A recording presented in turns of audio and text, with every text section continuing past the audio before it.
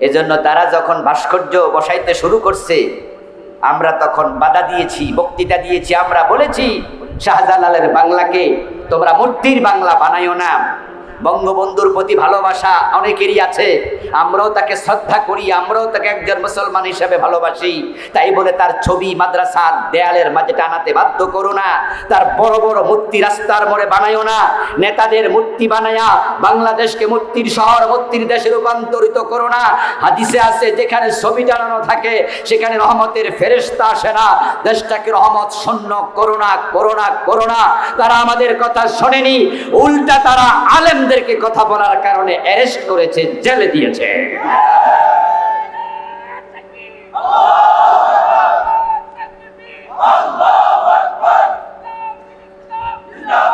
আমার প্রিয় ভাইয়েরা, আমাদের কথার বাহিরে গিয়ে তারা বিভিন্ন জায়গায় বড় বড় মূর্তি বানিয়েছিল।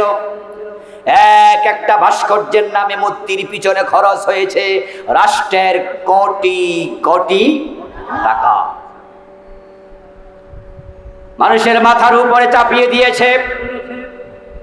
বঙ্গবন্ধু এবং প্রধানমন্ত্রীর ছবি টানাতে বাধ্য করেছে। এই যে আমাদের প্রিন্সিপাল হুজুর আমার ডান পাশে বসা, বিজরা মাদ্রাসা আপনাদের বাড়ির পাশেই তো। আপনারা ওনাদের মাদ্রাসায় গেলে দেখতেন যে প্রিন্সিপালের মাথার উপরে দুপাশে দুটা ছবি ঝোলানো। যখন সর্বপ্রথম আইন হলো, আমি একটা কামেল মাদ্রাসার মুহাদ্দিস, অফিস রুমে ঢুকে দেখি প্রিন্সিপালের মাথার উপরে দুটি ছবি। আমি আফসোস করে প্রিন্সিপাল হুজুরকে বললাম, হুজুর আজ থেকে আপনার রুমে আর দোয়া কবুল হবে না। হাদিসে আছে ইন্না লিল্লাহি মালাইকাতান সাইয়াহিনা ফিল আরদি ইউবাল্লিগুনি মিন উম্মাতিস সালাম। মানুষ যখন সালাম পড়ে, দুরূদ পড়ে, প্রিয় নবীজি সাল্লাল্লাহু আলাইহি ওয়াসাল্লাম বলেন তাদের দরুদ সালাম পৌঁছানোর জন্য রাসূলের রওজা, রাসূলের কবরে আল্লাহ অসংখ্য ফেরেশতা তামাম দুনিয়াতে ডিউটি দিয়ে রেখেছেন। আপনি দরুদ পড়বেন, ফেরেশতা দরুদ নিয়ে মদিনায় পৌঁছিয়ে দেয়। কিন্তু যেই ঘরে ছবি টানানো থাকে ওখানে রহমতের ফেরেশতা প্রবেশ আর করবে না। দোয়া কবুল হবে কেমনে? প্রিন্সিপাল হুজুর বললেন যে এটা আইন হয়েছে, কিছু করার নাই। দোয়া কবুল হইলেও কিছু করার নাই, না হইলেও কিছু করার নাই, আইন হয়েছে। যারা আইন বানিয়ে ছবি টানাইতে বাধ্য করেছ, রাস্তার মোড়ে মোড়ে বড় বড় ভাস্কর্যের নামে মূর্তি বানাইছ, জোর করে সম্মান আদায় করা যায় না। তার প্রমাণ 5ই আগস্ট দেখেছ, গলায় রশি টানিয়ে তারপরে মাটিতে ফেলে দেওয়া হয়েছে মূর্তিগুলোকে।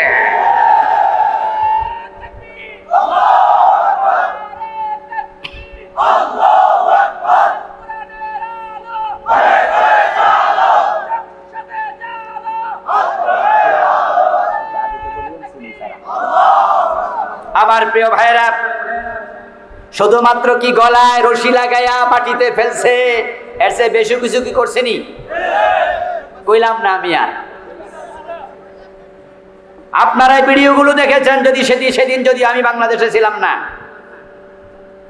এজন্য সামনে যদি ওরা আজকে 50 বছর পরে ক্ষমতায় আসে আর পয়সা থাকি, আমারও ধরতে পারবো না। কারণ ওই দিন আমি আমেরিকায় ছিলাম, রাস্তায় ছিলাম, আমি আমেরিকা যাচ্ছিলাম, তার্কিতে গিয়ে নামলাম, নেমে শুনি উনি পালাইছে। পরে ভিডিওতে দেখেছি কিভাবে মাথায় উঠে কি করতেছে। সম্মান কি জোর করে আদায় করা যায়? প্রমাণ হয়ে গেছে কিনা? বাংলার মুসলমান মূর্তির পক্ষে না, শাহজালালের বাংলায় মূর্তির ঠাঁই হবে না। বরং বাকি যে মূর্তিগুলো আছে সেগুলো ভাঙা হবে ইনশাআল্লাহ।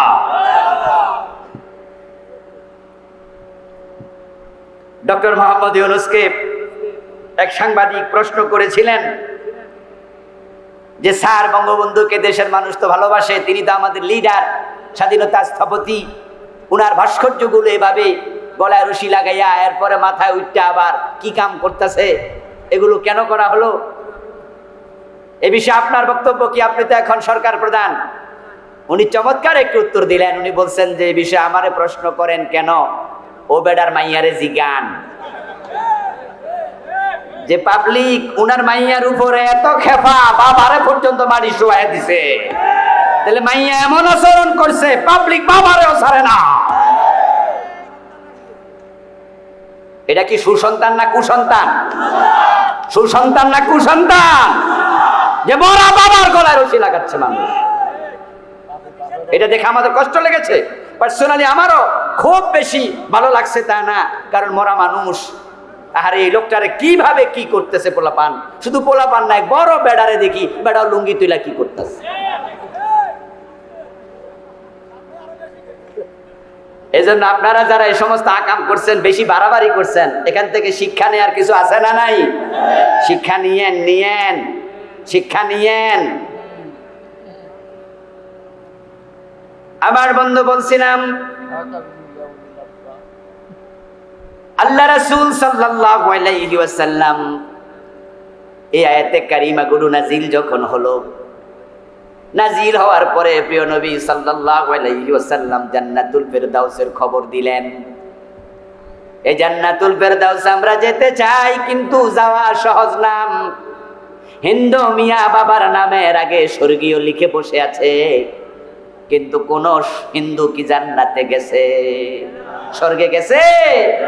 যাওয়ার সম্ভাবনা আসেনি, কিন্তু লিখছে তো, শক্ত আছে।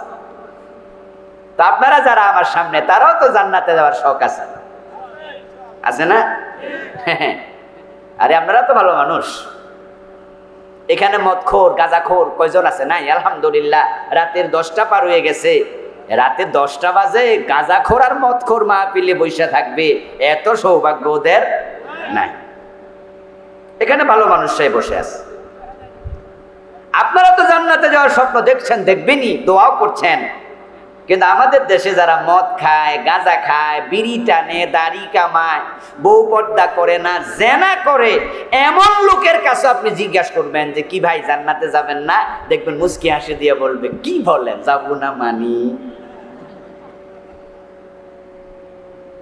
সবাই জান্নাতে যাওয়ার জন্য রেডি। নামাজ রোজা নাই, জুমার নামাজ পর্যন্ত পড়ে না, ওয়াক্তিয়া তো দূরের কথা। এমন কাটটা বেনামাজি ফিসল খাইয়া পড়লো, পশ্চিম দিকে পড়ে না, কাইত হইয়া দক্ষিণ দিকে পড়ে। ও বেটারও জিগাবেন জান্নাতে যাবে কিনা, হেও বলবে ইনশাআল্লাহ রেডি। আপনি জিজ্ঞাসা করবেন কেমনে যাইবা? জুমার দিনও তো মসজিদে তোমারে পাই না। হয়তো গানে গানে জবাব দেবে, দোতরা কান্দে নিয়া বলবে, আছেন আমার মুক্তার, আছেন আমার ব্যারিস্টার, শেষ বিচারের হাইকোর্টেতে তিনি আমায় করবেন পার। এমন গান আসেনি? তাহলে শেষ বিচারের হাইকোর্টে আল্লাহ যখন বিচারক হবে, তখন উনার নাকি ব্যারিস্টার আছে, উকিল আছে, মানে পীর বাবা। পীর বাবার কাছে মুরিদ হইয়া পীরের সেজদা মারে, আল্লাহরে মারে না, এমন মুরিদ আছে না নাই? অথচ সেজদার মালিক কে?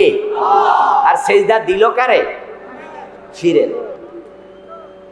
এবং পীর সাহেব হুজুরে সেজদা দিয়ে এমন খুশি করতেছে, যা চায় তা দে, টাকা দে, পয়সা দে। হুজুর কইছে এটাই নিজের বউ দিয়া পীরের পা পর্যন্ত টিপায়া দেয়, এমন মুরিদ। وعلى آل إبراهيم إنك حميد مجيد اللهم بارك على محمد وعلى آل محمد كما باركت على إبراهيم وعلى آل إبراهيم إنك حميد مجيد اللهم صل وسلم وبارك عليه। অশ্বদিয়া যুব সমাজের উদ্যোগে আয়োজিত আজকের এই চমৎকার তাফসীরুল কোরআন মাহফিলের মুআজ্জাজ মুকাররম সম্মানিত সভাপতি, বিজরা নাজেরিয়া ফাজিল মাদ্রাসার সম্মানিত সাবেক প্রিন্সিপাল, বিশিষ্ট আলেমে দ্বীন মুহতারাম মাওলানা মোহাম্মদ মুসা সাহেব, আল্লাহ তাআলা হুজুরের নেক হায়াত দারাজ করুন। আজকের মাহফিলে মাগরিবের পরে আলোচনা উপস্থাপন করেছেন বিশিষ্ট মুফাসসির কোরআন মুহতারাম মাওলানা মোল্লা নাজিম উদ্দিন সাহেব, বাদী সাহেব, অত্যন্ত চমৎকার ভাবে আলোচনা উপস্থাপন করেছেন তরুণ দাঈ মুফাসসির কোরআন মুহতারাম মাওলানা আব্দুল্লাহ আল নওমানী সাহেব। ওনার কণ্ঠের মাঝে আমাদের আল্লামা সাইদি রাহিমাহুল্লাহর কিছুটা গ্রাণ পাওয়া যায়, ঠিক না?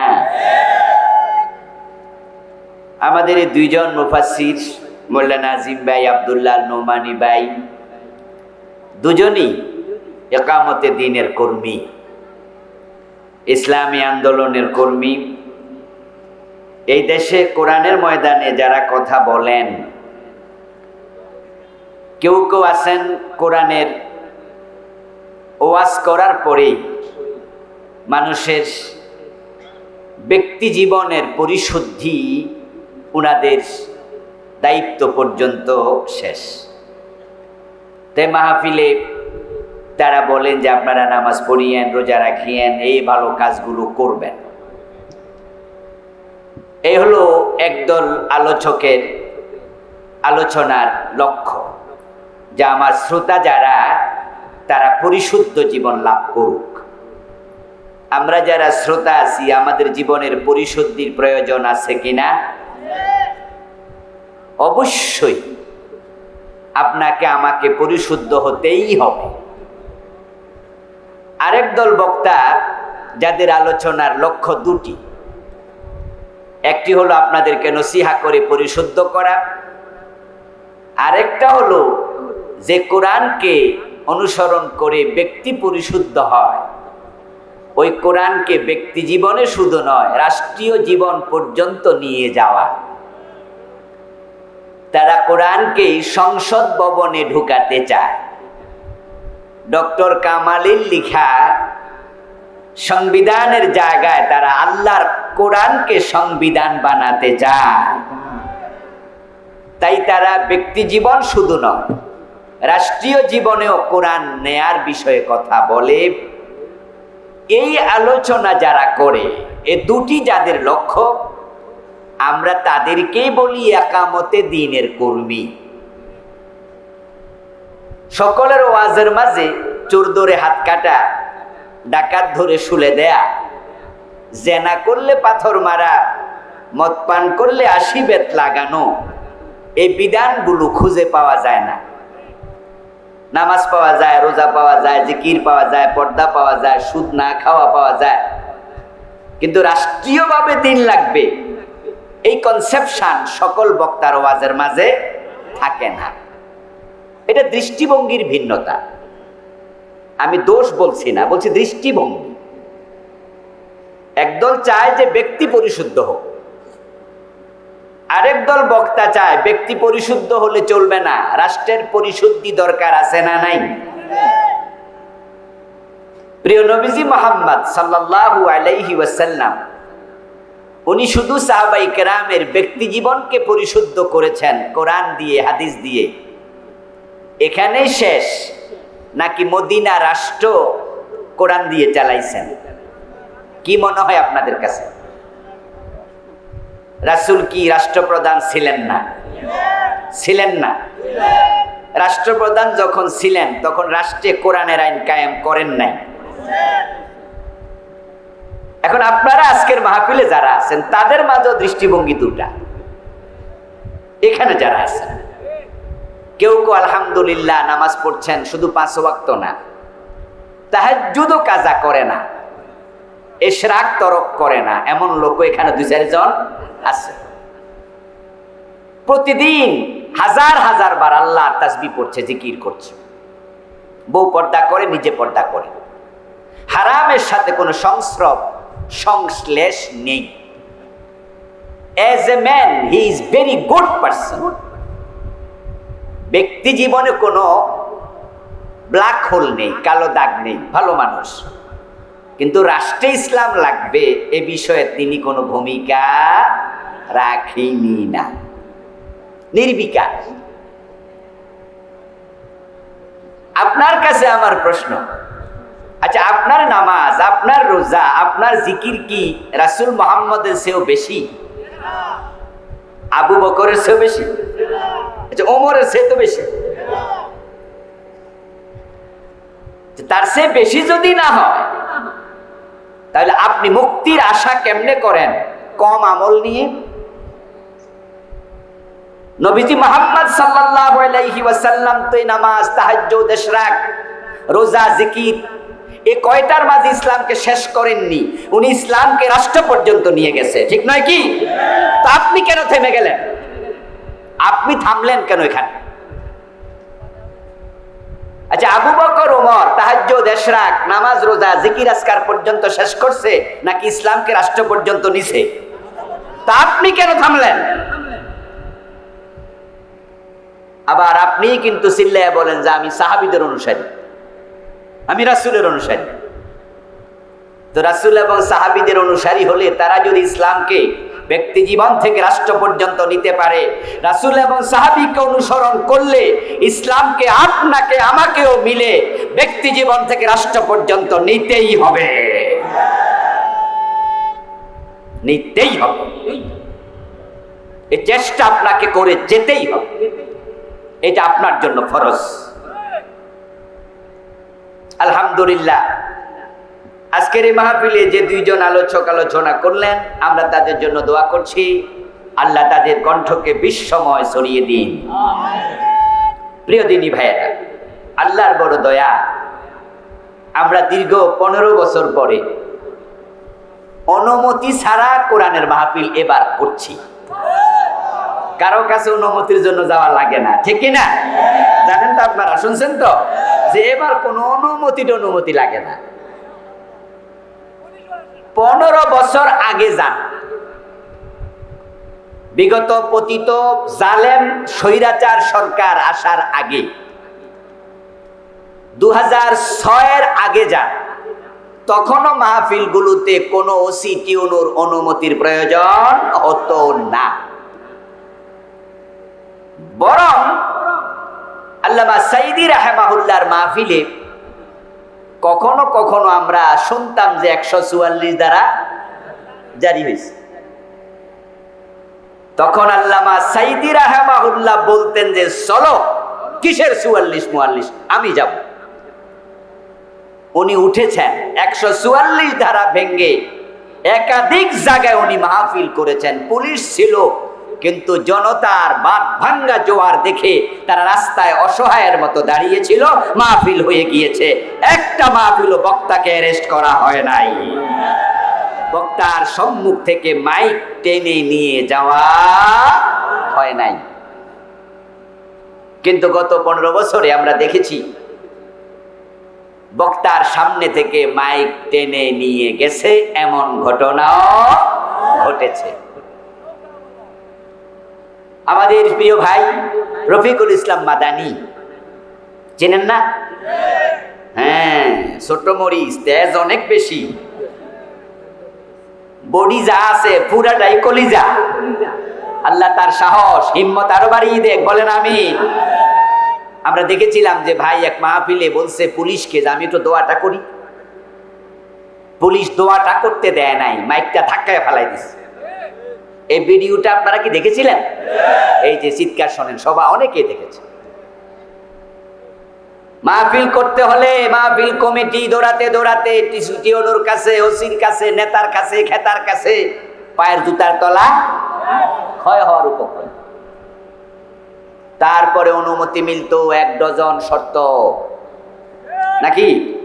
হ্যাঁ, লিখিত শর্ত টিউনু সাহেবের কাছে ওরা কম্পোজ করে রাইখে দিছে, গেলে ধরাই দিত, এটা করা যাবে না, ওইটা করা যাবে না, এই করতে হবে, ওই করতে হবে।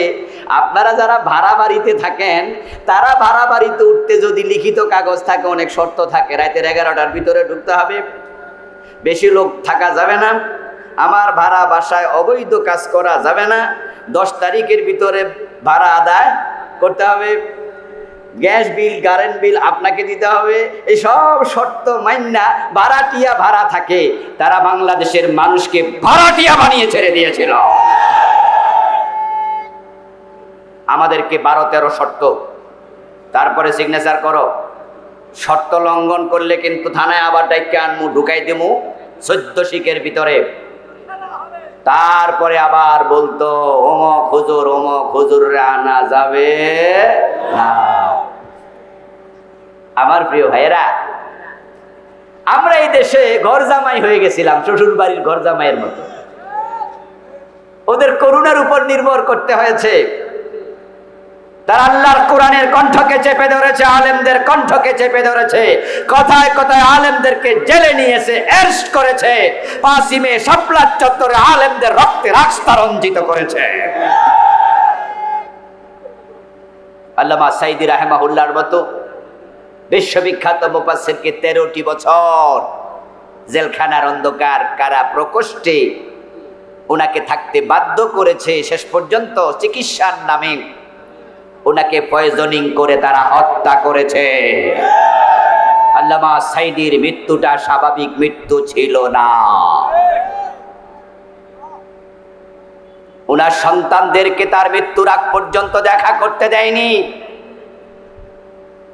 অথচ যখন হাসপাতালে আনে ওনার 4 নম্বর সন্তান নাসিম ভাই, উনি ঢাকায় ছিলেন, শামীম ভাই আমেরিকায় ছিলেন, মাসুদ সাইদি ভাই ঢাকার বাহিরে ছিলেন, ছোট যেটা আছে 4র্থ নাম্বার সন্তান ওনার নাসিম ভাই হাসপাতালে গেছে, দেখা করতে দেয়নি, সকাল থেকে বাহিরে বসে রাখছে। মরার পরে ডাকছে আবার আয়সা সাইয়া যান। উনি যখন গাড়ি থেকে নেমেছে তখন কি ওনার মুখ গোমরা ছিল না হাসি মুখ ছিল? এই ভিডিও কি আপনারা দেখেননি? নেমে উনি কত সুন্দর করে সালাম দিয়ে জিজ্ঞাসা করছে, আপনারা কেমন আছেন? আচ্ছা, এই চেহারা দেখি কি উনাকে হার্টের রোগী মনে হয়েছে? আমাদের তো জ্বর উঠলে আমাদের চেহারা হাসি আসে না, আর উনি নাকি স্ট্রোক করছে, উনাকে হার্টের রোগী বানায় আনছে। আমার প্রিয় ভাইরা, আল্লাহর কোরআনের কণ্ঠকে যারা চেপে ধরেছে, আলেমদেরকে বেজ্জতি করেছে, আমাদেরকে ভাড়াটিয়া বানায় রাখছে, তাদের অনুমতি ছাড়া মাহফিল করতে দেয়নি, আল্লাহ তাআলা শেষ পর্যন্ত তাদেরকে দেশ ছাড়তে বাধ্য করেছেন। রান্না করা খাবার খেয়ে পালাতে পারেনি। এটা আল্লাহর ওয়াদা, আল্লাহর ঘোষণা, ইন্নাহু লা ইউফলিহুজ জালিমুন, নিশ্চয় জালেমরা কখনো সফল হবে না। আপনারা বলুন তো, জমিনের মালিক কে? কোরআন কার কথা? তো আলেমরা কার কথা বলে? তো আল্লাহর কোরআনের কথা আল্লাহর জমিনে বলবে, তোদের অনুমতি কেন নিতে হবে? কিন্তু আমাদেরকে তারা বাধ্য করেছিল। আমরা অসহায় হয়ে গিয়েছিলাম। আমরা চোখের পানি ছেড়ে দিয়ে আল্লাহকে বলেছি, আল্লাহ এই জালেমের জুলুম থেকে আমাদের তুমি রক্ষা করো। আমাদের চোখের পানি বৃথা যায় নাই, চোখের পানি বৃথা যায় নাই, চোখের পানি বৃথা যায় নাই। এমন ভাবে বেজ্জতি করেছে, একসাথে 300 এমপি পালাতে বাধ্য হয়েছে। এইভাবেই রাজা লক্ষণ সেনের পরে 805 বছরের ইতিহাস। বাংলাদেশ ব্রিটিশ পিরিয়ডের আগে, ব্রিটিশ পিরিয়ডের পরে পাকিস্তান আমল, বাংলাদেশ আমল, 805 বছরের ভিতরে কোন রাষ্ট্রপ্রধান দেশ ছেড়ে পালাইছে আর ইতিহাসে নাই। রাজা লক্ষণ সেন পালাইছিল ও রাজ দরবারের পিছন দিয়ে।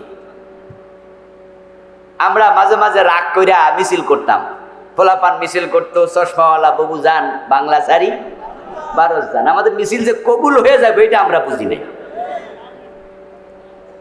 এইভাবে যে আল্লাহ কবুল করে ফেলবে, যে ইন্ডিয়ায় যাওয়া লাগবে, এটা আমরা বুঝি নাই, কিন্তু যেতে বাধ্য হয়েছে। এই কথাগুলো এই জন্য শুরুতে বলছি, অন্তরিম গভর্নমেন্ট, অন্তর্বর্তীকালীন সরকার, এটা চিরকাল সরকার নয়, এটা 2 বছর 1 বছর থাকবে। এরপর একটা নির্বাচন দিয়ে তারাও সরে যাবে। কি সরে যাবে না? অলরেডি নির্বাচনী প্রক্রিয়া শুরু হওয়ার পথে। 1-2 বছরের ব্যবধানে আরেকটি সরকার আসবে। আমরা ওই সরকারকে শিখাতে চাই, বুঝাতে চাই, জ্ঞান দিতে চাই, দীক্ষা দিতে চাই, চোখে আঙ্গুল দিয়ে বলতে চাই, তোমরা ওদের মতো জালেম হয়েও না। সামনে যারা আসবে কোরআনের কণ্ঠকে চেপে ধরো না, যদি ধরো তোমাদের পরিণতি তাদের মতোই হবে।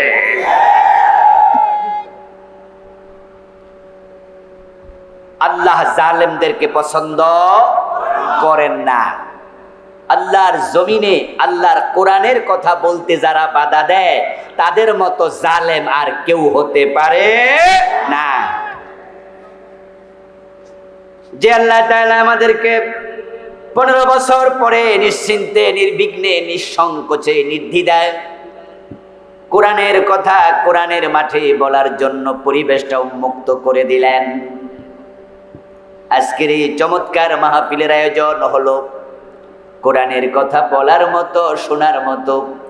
আমাদেরকে যে আল্লাহ কোরআন মুখী হৃদয়ে দিলেন, আমরা আলোচনার শুরুতেই মন প্রাণ উজাড় করে অন্তরের সবটুকুন শ্রদ্ধা এবং ভালোবাসা দিয়ে আমাদের সে মনিব আল্লাহ তাআলাকে শুকরিয়া জানাই, কৃতজ্ঞতা জানাই। সবাই মিলে জোরে জোরে একবার কালিমাতু শুকর পড়ি, আলহামদুলিল্লাহ। প্রিয় দিনী ভাইরা, আমি আপনাদের সম্মুখে পবিত্র কোরআন মাজিদ থেকে সূরাতুল মুমিনুনের প্রথম 5টি আয়াতে কারিমা তিলাওয়াত করেছি। প্রিয় নবীজি সাল্লাল্লাহু আলাইহি ওয়াসাল্লামের পবিত্র মুখ অনুসৃত একখানা ছোট্ট হাদিসে নববী পাঠ করেছি। আল্লাহ তাআলা তৌফিক দান করলে এখান থেকে কিছু কথা বলবো ইনশাআল্লাহ। সূরাল মুমিনুনের প্রথম আয়াতগুলোতে আল্লাহ তাআলা মুমিনদের 7টি বৈশিষ্ট্যের কথা বলেছেন। মুমিনদের 7টি চারিত্রিক বৈশিষ্ট্যের আলোচনা করেছেন। যে বৈশিষ্ট্যগুলো থাকলে আল্লাহ তাআলা সূরাল মুমিনুনের 11 নম্বর আয়াতে তাদেরকে জান্নাতুল ফিরদাউস দেয়ার ঘোষণা দিয়েছেন। সুবহানাল্লাহ। আমরা সবাই কি জান্নাতে যেতে চাই? একটু আওয়াজ করে বলেন, যেতে চাই? হ্যাঁ, জান্নাতে যেতে চাইবেন না, শুধু জান্নাতের জন্য দরখাস্ত করবেন। জান্নাতের মালিকের কাছে বলবেন যে আল্লাহ তুমি মেহেরবানি করে আমাকে জান্নাত দিও। প্রিয় নবীজি বলেছেন, মান সাআলাল্লাহাল জান্নাতা সালাসা মাররাত ক্বালাতিল জান্নাতু আল্লাহুম্মা আদখিলহুল জান্নাহ।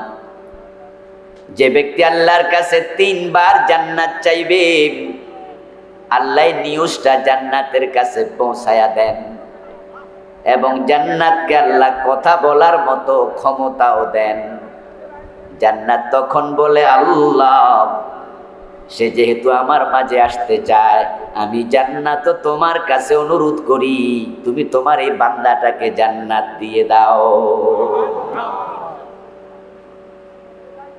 ওমান ইস্তাজারা মিনান নারি সালাসা মাররাতিন ক্বালাতিন নারু আল্লাহুম্মা জিরহু মিনান নার। প্রিয় নবীজি এবার বলছেন, যখন কোন ব্যক্তি আল্লাহর কাছে 3 বার ফানা চায়, পরিত্রাণ চায়, তখন আল্লাহ মেসেজটা জাহান্নামের কানে পৌঁছিয়ে দেন। জাহান্নামকে কথা বলার ক্ষমতা দেন। জাহান্নাম তখন বলে, আল্লাহ লোকটা যেহেতু জাহান্নাম থেকে পরিত্রাণ চায়, আমি জাহান্নামও বলি তুমি জাহান্নাম থেকে তাকে মুক্ত করে দাও। এজন্য আমরা দোয়া করি, আল্লাহুম্মা আজিরনি, বলেন না আল্লাহুম্মা আজিরনি। হ্যাঁ, আল্লাহুম্মা ইন্না নাসআলুকা রিদাকা ওয়াল জান্নাহ ওয়া নাউযু বিকা মিন সাখাতিকা ওয়া আযাবিন নার। প্রিয় নবী শিখিয়েছেন বিভিন্ন ভাবে আমরা আল্লাহর কাছে জান্নাত চাই। এবার বলুন তো, জান্নাত কি চাইলে পাওয়া যায়? কিরে ভাই, কথা কয় না কেন ভাইয়েরা? জবাব কিছু দিয়েন। জান্নাত কি চাইলে পাওয়া যায়? চাইলে যদি পাওয়া যেত হিন্দুরাও জান্নাত পেত। কারণ জান্নাতে যাওয়ার শখ হিন্দুদেরও আছে। আপনাদের বরুড়া, এটা বরুড়া তো নাকি? লাকসাম। আপনাদের এই লাকসামে বিজরা বাজার তো কাছে, ওইটা কোথায় পড়ছে?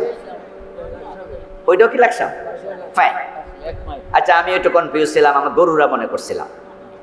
তো বিজরা বাজারে গেলে দেখবেন যে হিন্দু দোকানদার আছে না? কোন হিন্দু দোকানদারকে দেখবেন তার দোকানে মরা বাবার ছবিটা টানায়া রেখে ছবির মাঝে নিচে লিখে দেয় স্বর্গীয় সত্যেন্দ্র নারায়ণ দাস, স্বর্গীয় শ্যামল বাবু।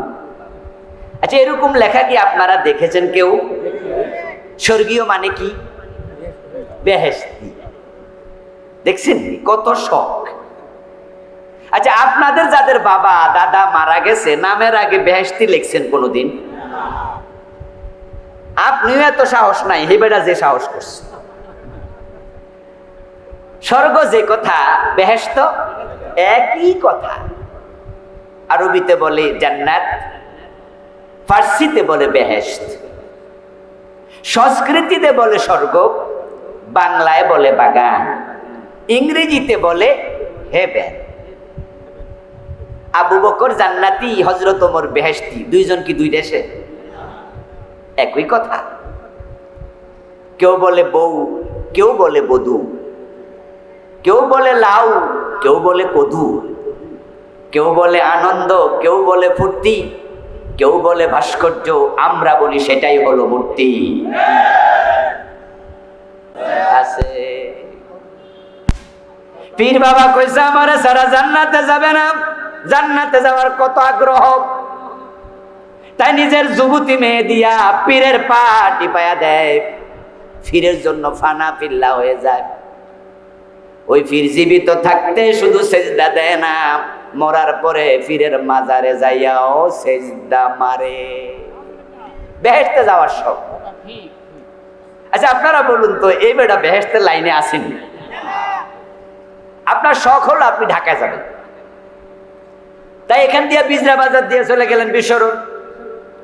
বিশ্বরোড যাইয়া আপনি উঠলেন সিটাগের গাড়ি, অথচ আপনার মনে মনে আছে আপনি কই যাবেন?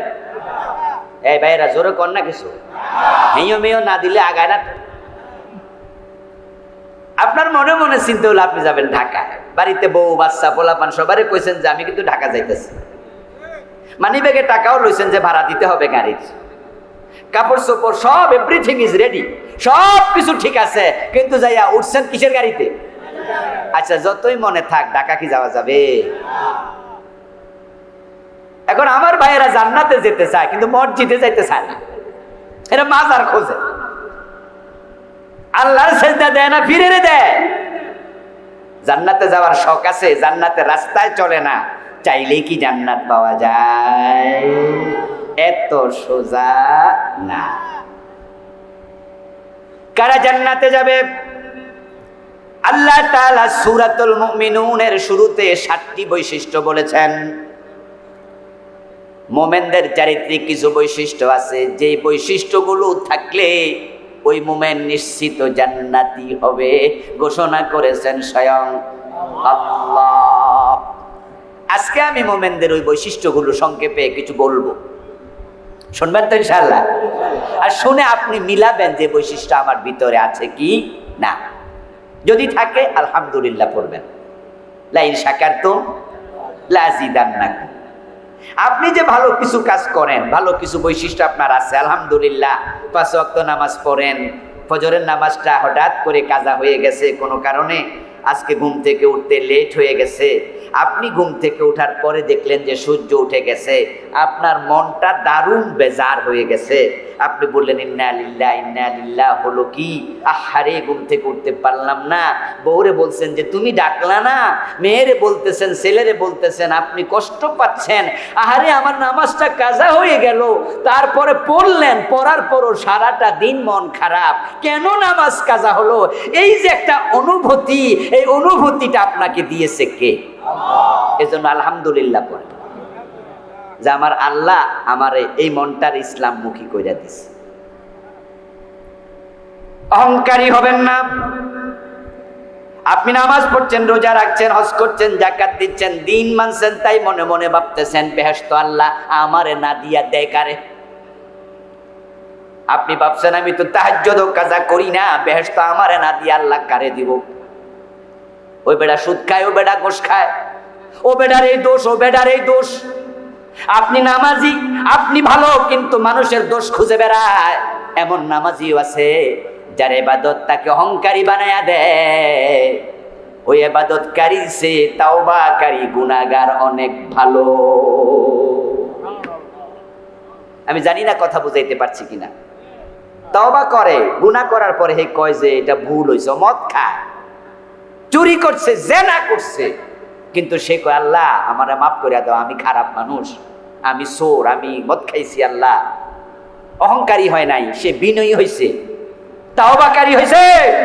আর আপনি তাহাজ্জুদ পড়ে অহংকারী হইছেন, বেহেশত আমারে না দিয়া দেয় কারে?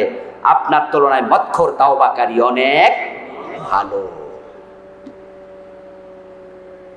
লাইন শাকারতুম লাযিদান্নাকুম, যতটুকু ইবাদত আপনি করতে পারছেন অতটুকুর জন্য আল্লাহর শুকরিয়া করেন। যদি মানুষ কৃতজ্ঞ হয়, আমার আল্লাহ বলে আমি তাকে নিয়ামত আরো বাড়াইয়া দেই। আর আপনি অহংকারী হবেন, আল্লাহ নিয়ামত উল্টাইয়া দেবে। মানুষের অন্তর, মানুষের কলব আল্লাহ দুই আঙ্গুলের মাঝখানে।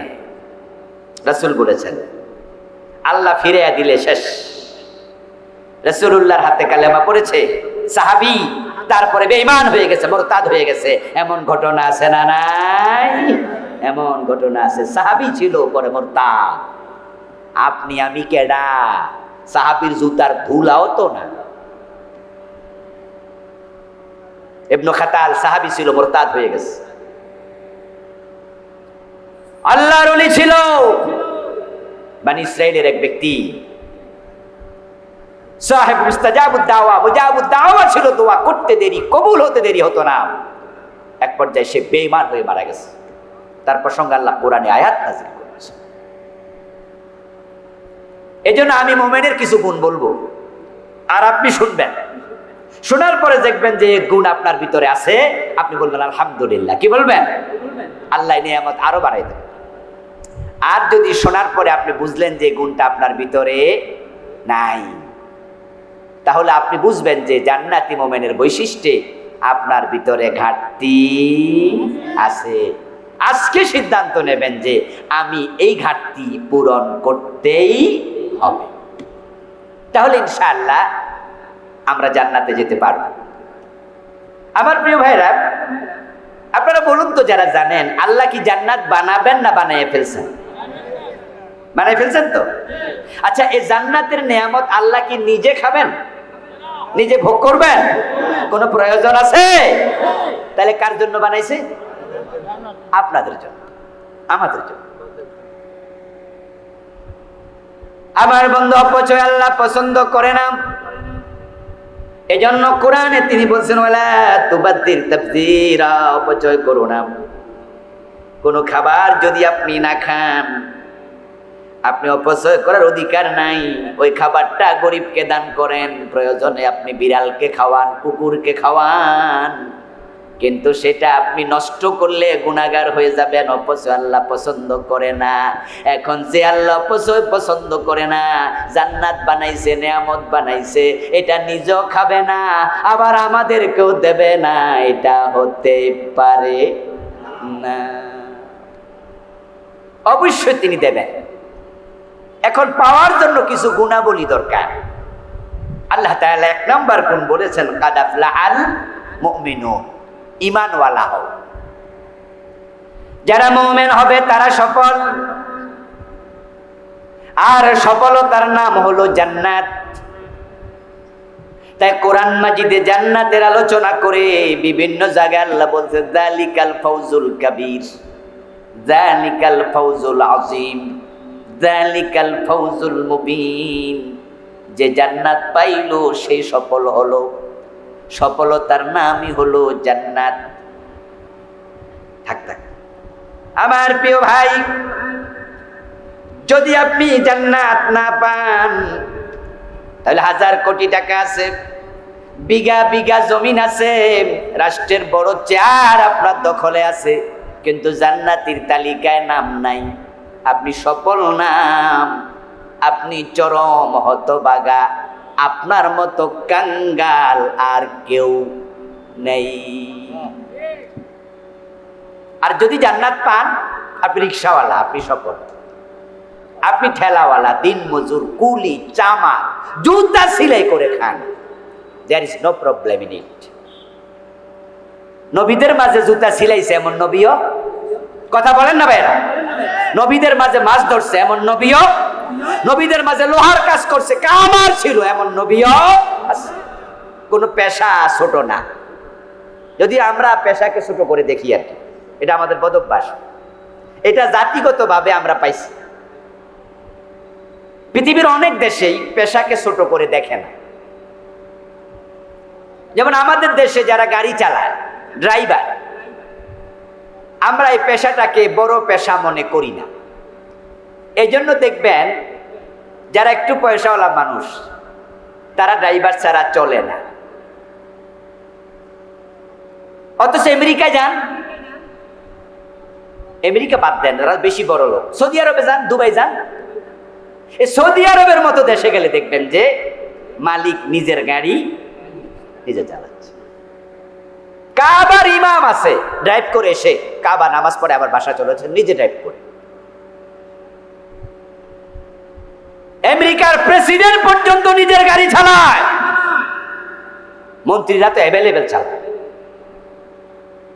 এই দেশটা কেন জানি এমন হলো আমি জানি না। এই জন্য এমএ পাস বিএ পাস কোন ছেলে রিক্সা চালাইতে শুনছেন? ওরে বাবা কি কয়! আচ্ছা এমএ পাস বিএ পাস চা দোকানে মেসিয়ারি করতে শুনছেন? কি কয়! আমি এমএ পাস কইরা চা দোকানে মেসিয়ার, অথচ এটাই আমেরিকা গিয়ে ঠিকই মেসিয়ারি করে। এই লোকটাই যখন দুবাই যায়, সৌদি আরব যায়, এমএ পাস বিএ পাস, ও দেশে হোটেলে গিয়ে চাকরি করে, ওখানে মেসিয়ার হইতে কোনো অসুবিধা নাই। পাসপোর্টের দোকানে চাকরি করছে, পিএইচডি হোল্ডার, আমার চোখ সাক্ষী, আমি দেখেছি। ছোট্ট চাকরি করছে, আমেরিকার মতো দেশে দেখেছি আমি। ফার্স্ট পিএইচডি করেছে, ফার্স্ট ডক্টরেট করা, double doctorate, part time job করছে, ছোট্ট রেস্টুরেন্ট। আমার বন্ধু রাসূলুল্লাহ সাল্লাল্লাহু আলাইহি ওয়াসাল্লাম যে গুণগুলো বললেন, এক নাম্বার ঈমান। ঈমান যদি না থাকে জান্নাত নাই, আর যে ঈমান থাকবে জান্নাত পাবে। জান্নাত পাওয়ার নাম সফলতা। তুমি যদি জান্নাতি হও, রিকশাওয়ালা ঠেলাওয়ালা দিনমজুর, কোনো অসুবিধা নাই, থাকার জন্য ঘর নাই, খাওয়ার জন্য খাবার নাই, পরিধান করার জন্য ভালো কাপড় নাই, কিন্তু তোমার নাম জান্নাতীর তালিকায় আছে। আজানের সময় যখন হয়, খেতে কৃষি কাজ করে, ওই অবস্থায় গামছা পিছায়া খেতের আইলেও জোহরের নামাজ পড়ে, নামাজ কাজা করে না, এমন বদলা আছে না নাই? উত্তরবঙ্গ থেকে আসছে বদলা দেওয়ার জন্য, মনি দেওয়ার জন্য। আপনাদের এলাকায় কি করে? বদলা মনি বলে তো। উত্তরবঙ্গে বাড়ি, গরিব মানুষ, বদলা দেয়, পরের খেতে কাজ করে, আজানের টাইম হয়েছে, খেতের আইলে নামাজ পড়ে। আর তোমার এসি গাড়ি আছে, এসি বাড়ি আছে, এসি অফিস আছে, 2 লাখ 5 লাখ টাকা মাসে বেতন পাও, এত আরামে থাকার পরও জোহরের নামাজ কাজা। এসি অফিসেও জোহরের নামাজ পড়ে না, এমন কিছু অফিসার আছে না নাই? তুমি অনেক পয়সাওয়ালা, কিন্তু জান্নাতীদের তালিকায় তোমার নাম নাই।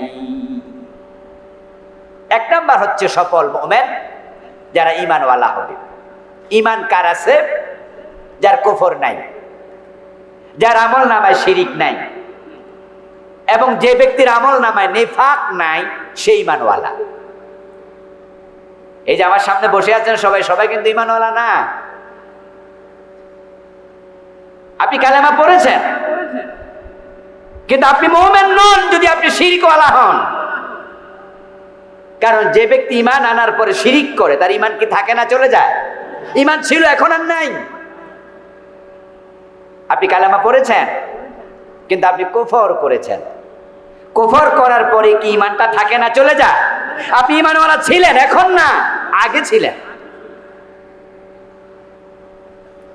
ইন্নাল্লাযীনা আমানু সুম্মা কাফারু সুম্মা আমানু সুম্মা কাফারু সুম্মা যাদাদু কুফরা লাম ইয়াকুনিল্লাহু লিয়াগফিরা লাহুম। আল্লাহ বলে, যারা ঈমান এনেছিল আবার কুফরি করেছে, আবার ঈমান এনেছে আবার কুফরি করেছে, তারপরে সীমা লঙ্ঘন করলো, আর নতুন করে তাওবা করে ঈমান আনে নাই, তার কোনোদিন ক্ষমা নাই। আচ্ছা আমার প্রিয় ভাইয়ের একটু বলুন তো, মাজারে গিয়ে যারা সেজদা দেয়, তাদের মাঝে কি 2-4 জন জুমার নামাজ পড়ে না? কথা বলেন, বলেন না? মাজারে সেজদা দেয়, তার মাঝে কি নামাজি 2-4 জন নাই? আচ্ছা যেই লোকটা নামাজি, সে কি তাকে মুশরিক মনে করে? কিন্তু পীরের পায়ে সেজদা দেওয়ার পরে আদৌ কি ইমানদার আছে? হ্যাঁ, কাদ আফলাহাল মুমিনুন, সফল হতে চান ঈমান 1 নাম্বার। আর শিরিক করলে ঈমান থাকে না। এই দেশের লোকেরা শিরিক করে কথায় কথা, বুঝে না। অদস্ত আবার যে এলাকায় একটা মাজার আছে, ওই এলাকার শিরকের বাজার মিলে যায়। যারা মাজারে মানত করে তারা শিরকে লিপ্ত হয়। মানত একটা ইবাদত, ইবাদত হবে শুধু কার? তাই মাজারের নামে মানত করলা, তোমার ঈমান শেষ। তুমি ঠাকুরের কাছে, গণকের কাছে গেলা, হাত ছাতের রেখা দেখাইবা, সামনের খবর কি জানবা? জানে আমার হলো তুলা রাশি, জানা আমার কুম্ভ রাশি, মরকট রাশি, কর্কট রাশি, কন্যা রাশি। এবার ইনকেলাব পত্রিকা, ইত্তেফাক পত্রিকায় চোখ বুলাইছে। ইত্তেফাক পত্রিকা সহ বিভিন্ন পত্রিকায় মাঝে মাঝে দেখা যায় রাশিফল প্রকাশ পায়, আধা পৃষ্ঠা রাশিফল। এবার মনে মনে কয়, আমি তো জানি আমার তুলা রাশি, তাহলে আগামী সপ্তাহের খবর কি? একটু রাশিফলে চোখ বুলাইয়া দেখি। তারপরে দেখে লেখা আছে যাদের তুলা রাশি আগামী সপ্তাহ বড় ভালোই যাবে। মুস্কি মুস্কি হাসে, তাহলে সামনের সপ্তাহ বিয়া করলে ভালো বউ পাওয়া। ও দোস্ত, তোমার তুলা রাশি, তুমি সামনের সপ্তাহের খবর জানার জন্য যখন পত্রিকায় চোখ বুলাইলা, আর তাদের লেখা দেখে মনে মনে ভাবলা সামনের সপ্তাহ ভালো, ঈমান সাথে সাথে শেষ।